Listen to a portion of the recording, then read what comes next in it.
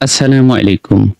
প্রিয় দিনী ভাই বোন, আমাদের মধ্যে এমন কিছু লোক রয়েছে যারা পাপ করতে করতে এমন এক পর্যায়ে চলে যায় যে নিজেকে একসময় ভাবতে থাকে, আমি জীবনে এত পাপ করেছি, আল্লাহ হয়তো আমাকে মাফ করবেন না। এই ভেবে সে নিজে পাপ ছেড়ে দেওয়ার পরিবর্তে আরো অধিক পাপে নিমগ্ন হয় এবং নিজেকে হতাশার মধ্যে নিমজ্জিত করে দেয়।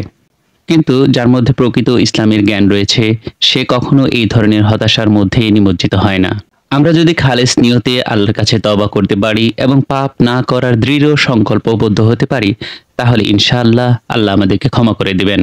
আজকে আমরা আপনাদেরকে এমনই একটি ঘটনা শোনাবো যে এক ব্যক্তি ৯৯ জনকে হত্যা করার পরও আল্লাহ তাকে ক্ষমা করে দিয়েছিলেন।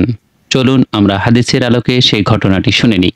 হযরত আবু সাঈদ সাদ বিন মালিক বিন সিনান খুদরি রাদিয়াল্লাহু আনহু থেকে বর্ণিত, নবী করিম সাল্লাল্লাহু আলাইহি সাল্লাম ইরশাদ করেছেন, তোমাদের পূর্বেকার একজন লোক এমন ছিল যে ৯৯ জনকে হত্যা করেছে।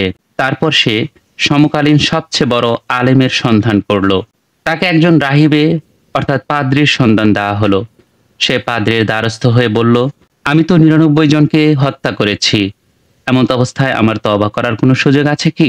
পাদ্রী বললেন, না। লোকটি পাদ্রীকেও হত্যা করে ফেলল এবং ১০০ জন পূর্ণ করল। পুনরায় সে আরেকজন বড় আলেমের সন্ধানে বের হলো। তাকে সন্ধান দেওয়া হলো, অমুক স্থানে একজন বড় আলেম রয়েছে। সে তার সন্ধান বের করে তার দরবারে উপস্থিত হয়ে তাকে বলল, আমি ১০০ জন মানুষকে হত্যা করেছি, আমার তওবা করার কোনো সুযোগ আছে কি? সংশ্লিষ্ট আলেম বললেন, কেন থাকবে না? অবশ্যই তওবার দ্বার উন্মুক্ত রয়েছে। তবে তুমি অমুক স্থানে যাও, সেখানে গিয়ে দেখবে অনেক লোক আল্লাহ পাকের ইবাদতে মশগুল রয়েছে। তুমি তাদের সঙ্গে সেই ইবাদতে আত্মনিয়োগ করো এবং তোমার নিজ এলাকায় আর ফিরবে না, কেননা এটি মন্দ এলাকা। লোকটি সঙ্গে সঙ্গে রওনা হয়ে গেল। পথিমধ্যে অর্ধেক রাস্তায় এসে পড়ল, তার মৃত্যুক্ষণ উপস্থিত হয়ে গেল। এমত অবস্থায় রহমতের ফেরেশতা এবং গজবের ফেরেশতা তাকে নিয়ে টানা হেঁচড়া শুরু করলো। রহমতের ফেরেশতারা বলতে শুরু করলো, লোকটি তো খাঁটি অন্তরে তওবা করে আল্লাহর পথের দিকে পথিক হয়েছে, তাই তার আত্মা আমরা নিয়ে যাব। পক্ষান্তরে গজবের ফেরেশতা বলতে লাগলো, সে জীবনে একটি ভালো কাজও করে নাই, তাই আমরাই তাকে নিয়ে যাব। এমত অবস্থায় মানুষের আকৃতি ধরে আরেকজন ফেরেশতা তাদের কাছে অবতীর্ণ হলো। উভয় দল এই ফেরেশতাকে ফায়সালা দানকারী হিসেবে মেনে নিল। বিচারক ফেরেশতা বললেন, তোমরা উভয় দিকে রাস্তার দূরত্ব পরিমাপ করো। যে দিকের দূরত্ব কম হবে সেদিকের ফেরেশতারা তার রূহ কবজ করে নিয়ে যাবে। পরিমাপ করে দেখা গেল সে যেদিকে যাচ্ছিল অর্থাৎ ইবাদতের দিকে সেই দিকের দূরত্ব কম। সুতরাং রহমতের ফেরেশতারা তার রূহ নিয়ে গেল। বুখারী ও মুসলিম।